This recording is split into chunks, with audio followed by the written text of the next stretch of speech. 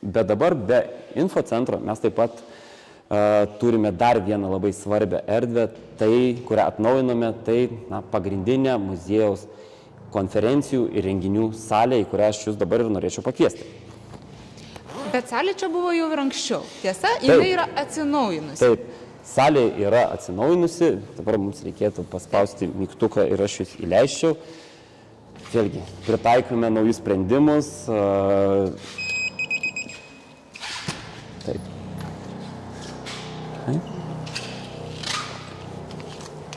Kas čia pasikeitė? Taip, pagrindiniai dalykai yra tie, kad mes atnaujiname visą įrangą.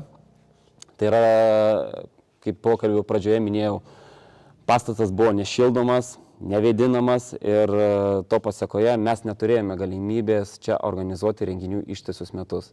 Tai dabar šitą dalyką mes pašalinome, eliminavome ir dabar yra sumontuota moderni šildymo, vėdinimo sistema, kas leis čia muziejui jau organizuoti renginius ištisus metus. Kitas svarbus dalykas tai yra moderni įranga.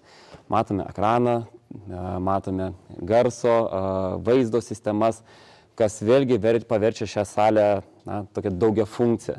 Tai yra, mes galime ją naudoti ne tik tais konferencijoms, ne tik tai moksliniams pranešimams, bet taip pat ir organizuoti ir koncertus, taip pat kino filmų peržiūras, ir begalę kitų įvairiausių kultūros renginių.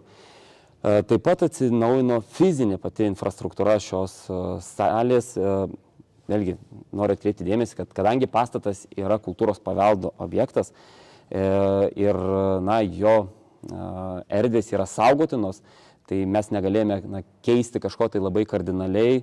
Tai šiuo atveju, vėlgi, tos pačios grindys, sienos, visa tai buvo atrestauruota, kruopščiai, preciziškai.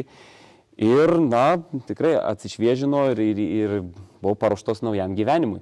Autentika suderinta su patogumu. Būtent. Netgi iš mūsų laikytojų sulaukėme tokių komentarų, kad būtent šios molinės autentiškos grindys netgi turi kažkokią tai asociacijų su būtent renesanso architektūriniu stiliumi, kaip žinia, ne 20-ame amžiuje tikrai atkeliavusime į Lietuvą. Bet, taip, mes tikrai džiaugiamės dabar šios salės funkcionalumu ir tai, kad tai vėlgi išplečia Kauno 9 forto muziejaus veiklų spektrą.